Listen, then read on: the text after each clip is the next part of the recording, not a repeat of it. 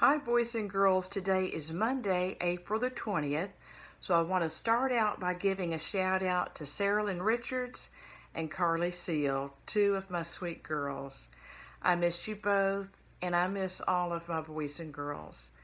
Okay, guys, today I want to give some shout outs. So let me start with iReady. For the iReady minutes, Landon, you beat everyone this week with time. You had 4 hours and 49 minutes, so congratulations. Olivia, you were next with 3 hours and 36 minutes, and you made a 100 on all of those minutes. That's amazing. Ariana, you had 2 hours and 9 minutes. Jerry, you had 2 hours and 1 minute. Caitlin, you had 1 hour and 55 minutes. Harper, you had 1 hour and 43 minutes. Sam B, you had 1 hour and 40 minutes. Lily, you had 1 hour and 32 minutes. Hunter, you had 1 hour and 21 minutes. Georgia, you had 1 hour 19 minutes. Oh, Lily, excuse me, you also made a 100 for your 1 hour and 32 minutes. Georgia, I think I said you, but you were 1 hour and 19 minutes. John Weston, 1 hour and 11 minutes. Josie, 1 hour and 2 minutes. And Wyatt, 1 hour.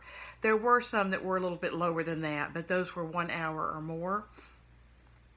Okay, all of the 100s for this week, last week were Sarah Lynn, Greer, Cole, Kirsten, Cameron, Lily, Caitlin, Peyton, Ava, Christian, and Trey. So I'm so glad that you guys worked so hard this week on your iReady. For AR, the top person so far in fourth quarter, Jerry, you're the only one that has made the AR goal so far. You now have 102.5% of your goal. Georgia, you have 41% of your goal, and you have a 100% correct. Hunter, you have 33% of your goal, and you have 83% correct. Travis, you have 30% of your goal and 97% correct. Josie, you have 27% of your goal with 99% correct. Wyatt, you have 83% of your goal with 95% correct. And Olivia, you have 25% of your goal with 97% correct. So that's wonderful, boys and girls. Let's see. I would like to, 3 people gave me permission to read their writings that they had done on Maya last week. So it is Briley, Josie, and Greer. Let me start with Briley's. Hers is You Can't Eat Your Chicken Pox, Amber Brown by Paula Denziger. This is Briley's book report. It may make you want to read the book. Amber Brown is an excited third grader. Her mom and dad are divorced, and her dad moved to France for his job. Amber is going to London with Aunt Pam. Then she is going to see her father in France. While she is in London, her aunt gives her money to feed the birds, so she feeds them. They climb all over her arms and head. Aunt Pam said that she might get some kind of disease. They go back to their flat or apartment. Amber is itching everywhere. The doctor came and said she has chicken pox. Her trip to France is canceled. Instead, Amber's father comes to London to see her, and they have a good time together. So that does sound interesting. Plus, it includes some places we're not real familiar with, France and London, England. Okay, the next one is Josie Grissett, and she did a familiar one with the one of the Dr. Seuss books. Hers is the summary on green eggs and ham. There was this guy named Sam I Am, and there was a guy named Guy who hated Sam I Am. Sam I Am loved green eggs and ham, but Guy never tried it. He kept saying, I do not like green eggs and ham. I do not like them, Sam I Am. Sam I Am asked him if he would try them in many places, but he kept saying, I do not like green eggs and ham. I do not like them, Sam I Am. But after all that, in the end, he said, Sam, if you let me be, I will try them. You will see. In the end, he loves them. Okay, and then I've got one from Greer. And he just did his on a piece of paper, and his mom sent the picture to me. So you can always do that with your writings as well. This is called Zeke Meeks. There was a boy named Zeke Meeks. One day at school, his teacher announced that they were going to have a fundraiser. To win the fundraiser, you had to sell cake mix. Whoever sold the most amount of cake mix won, and also would get tickets to Thrillsville, which is an amusement park. So he was determined to go to Thrillsville. He started selling cake mix, but no one would buy any because there was this cute little girl named Sweet Sally Mae who sold cake mix to everyone. One day, Zeke's mom said that they should go to his granny's old folks' home. Zeke was happy because he thought that his granny would buy some, but he was wrong. She used to sell makeup, so she bought one box, and she also gave him advice to selling cake mix. So after all the selling, he went back to school. He was scared that another girl had won, but he actually won. He went to Thrillsville. That sounds fun. Okay, guys, let me see if there was anything else before I get into this coming week. I don't think so. Also, I know that I do shout outs for iReady and for AR, and if you don't have a good computer at home to do that on, and I would hate to not ever recognize you if you're really working hard. So if you're reading a certain amount of time each day, or if you've done a really good job in your workbook, get your mom or dad to send me something through a Remind app. If you ever want me to read a writing you did, you can send it through Remind app. So let me know if you're really working hard, even if it's not on the computer. It's just that I can't see what you're doing, but I would love to know if you're really working hard, and I will definitely give you a shout out too. Guys, this next week we're working on understanding technical texts. And this was the week that we learned how to read recipes like the Smash-A-Mole. And also finding your pulse rate. Remember that? That was very good and interesting. Making a Rhino bank.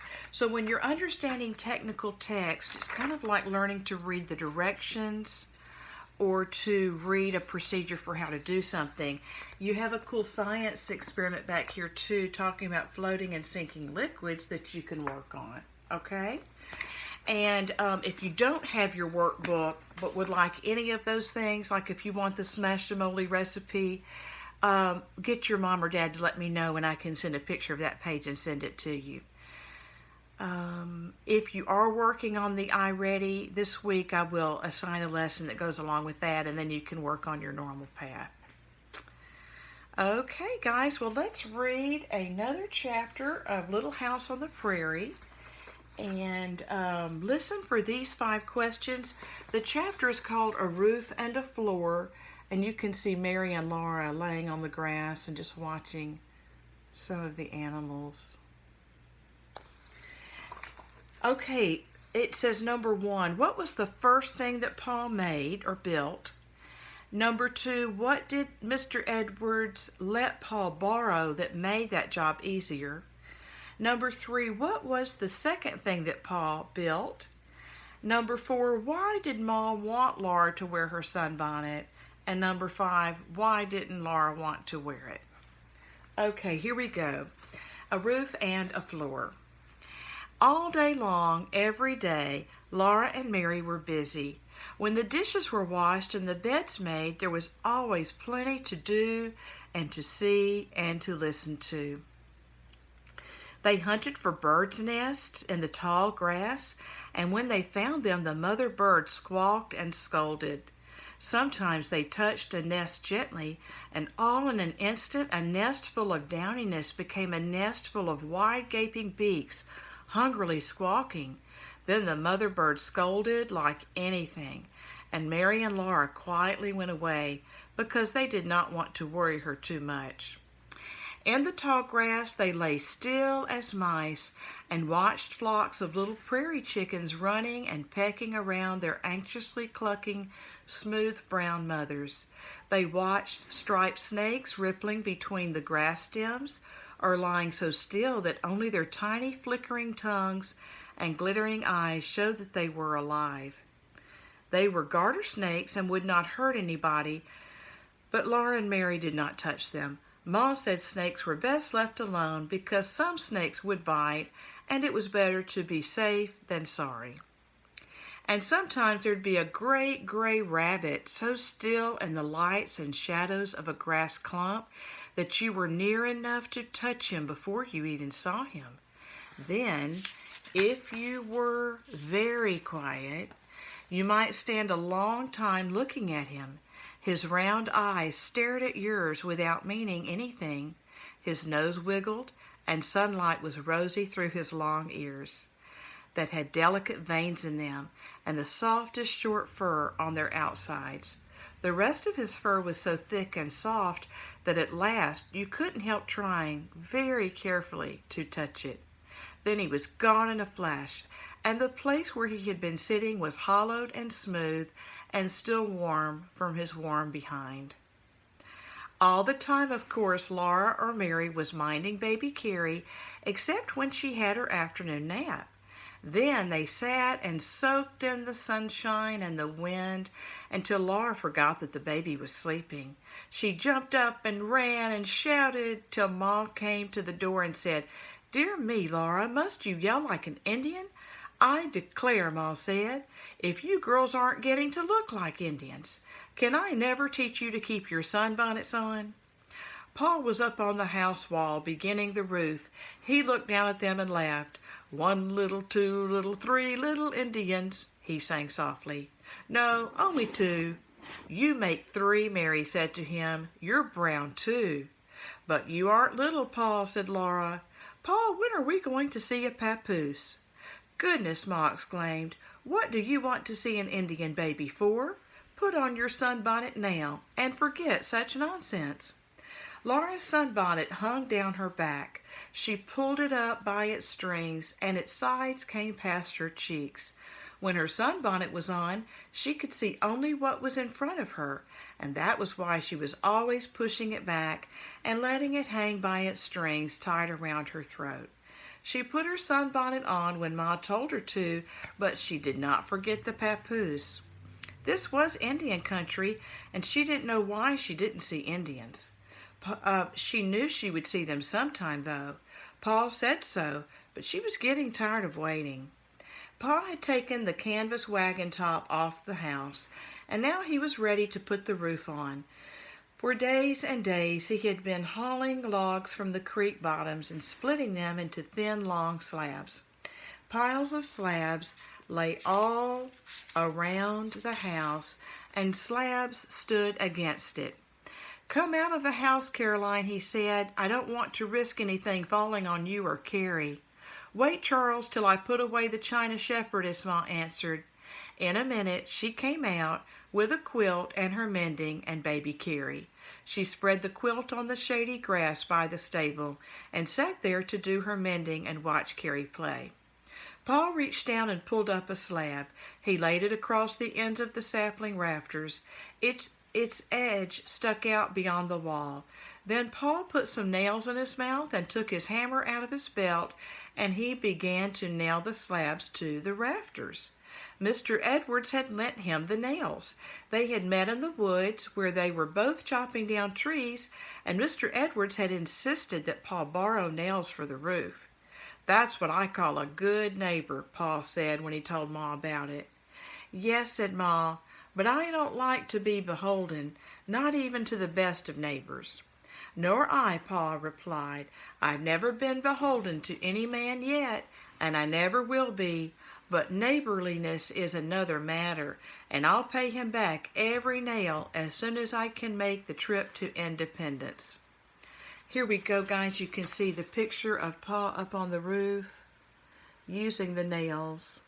that Mr. Edwards allowed him to borrow. Being beholden to someone just means owing them something. Now Paul carefully took the nails one by one from his mouth, and with ringing blows of the hammer he drove them into the slab. It was much quicker than drilling holes and whittling pegs and driving them into the holes. But every now and then a nail sprang away from the tough oak when the hammer hit it, and if Paul was not holding it firmly, it went sailing through the air. Then Mary and Laura watched it fall, and they searched in the grass till they found it. Sometimes it was bent. Then Paul carefully pounded it straight again. It would never do to lose or waste a nail. When Paul had nailed down 2 slabs, he got up on them. He laid and nailed more slabs, all the way up to the top of the rafters. The edge of each slab lapped over the edge of the slab below it. Then he began again on the other side of the house, and he laid the roof all the way up from that side. A little crack was left between the highest slabs. So Paul made a little trough of 2 slabs, and he nailed this trough firmly upside down over the crack. The roof was done. The house was darker than it had been because no light came through the slabs. There was not one single crack that would let rain come in. "You have done a splendid job, Charles," Ma said, "and I'm thankful to have a good roof over my head." "You shall have furniture, too, as fine as I can make it," Pa replied. "I'll make a bedstead as soon as the floor is laid." He began again to haul logs. Day after day he hauled logs. He did not even stop hauling logs to go hunting. He took his gun on the wagon and brought back at night whatever meat he had shot from the wagon seat. When he had hauled enough logs to make the floor, he began to split them. He split each log straight down the middle. Laura liked to sit on the woodpile and watch him. First, with a mighty blow of his axe, he split the butt of the log. Into the crack he slipped the thin edge of an iron wedge. Then he wrenched the axe out of the log, and he drove the wedge deeper into the crack. The tough wood split a little farther. All the way up the log, Paul fought that tough oak.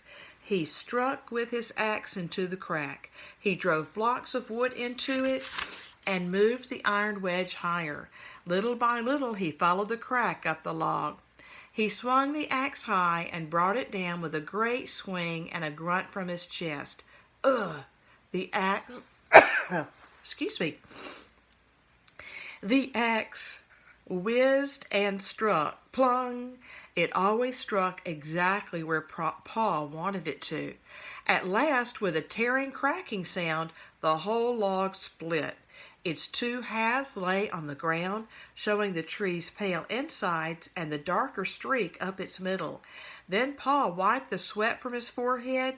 He took a fresh grip on the axe, and he tackled another log.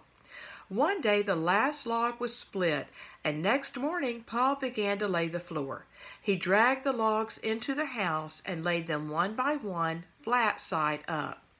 With his spade he scraped the ground underneath and fitted the round side of the log firmly down into it.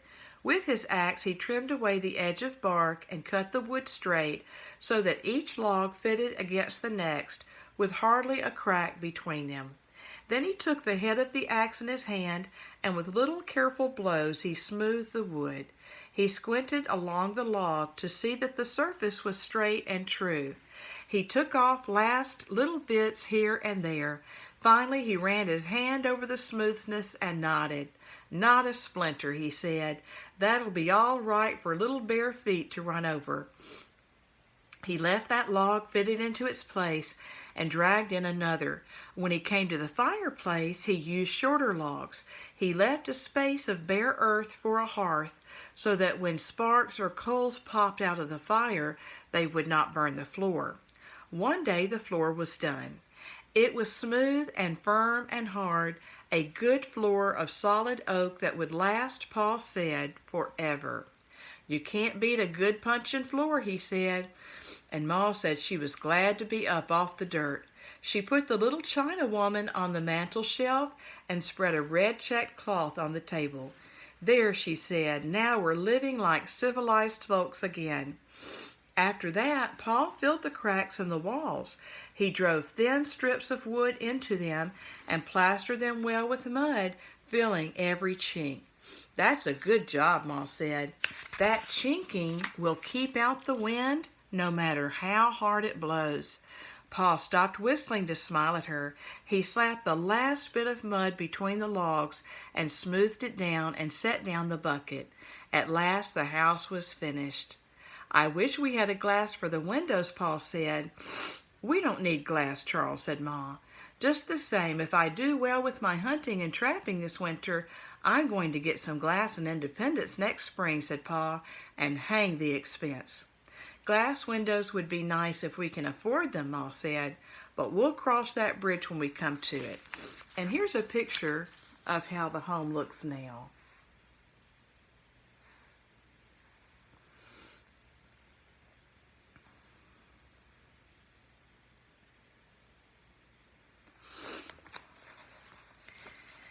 They were all happy that night. The fire on the hearth was pleasant, for on the high prairie even the summer nights were cool. The red checked cloth was on the table, the little China woman glimmered on the mantel shelf, and the new floor was golden in the flickering firelight. Outside the night was large and full of stars. Paul sat for a long time in the doorway and played his fiddle and sang to Ma and Mary and Laura in the house and to the starry night outside. Okay, be sure you've got your paper ready for your questions. I will give you a little bit of a tease. The next chapter is called Indians in the House. Laura has been dying to see Indians, but I just don't think she thought they would be in her house. But here are the questions for the chapter we just read. Number 1, what was the first thing Paul made?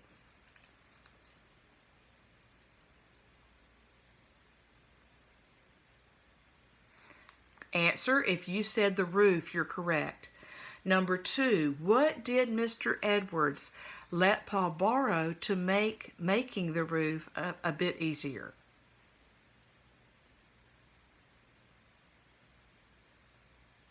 If you said nails, you're correct. Number 3, what was the second thing Paul built or made?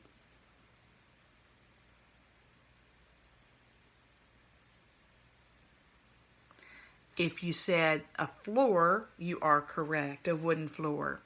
Number 4, why does Ma want Laura to always wear her sunbonnet outside?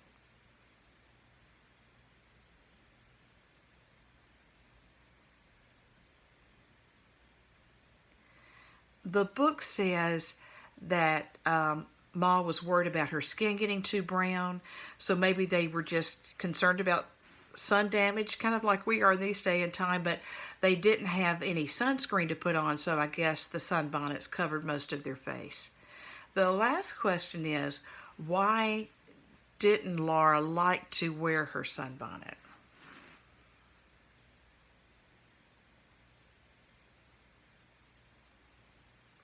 The answer is, she said she couldn't see to the side. She could only see toward the front with her sunbonnet on, and she just didn't like that. Well, guys, I'm going to make another short video after this for the workbook children to go over your answers from last week. So I'll see some of you in a few minutes. The rest of you, I'll talk to tomorrow.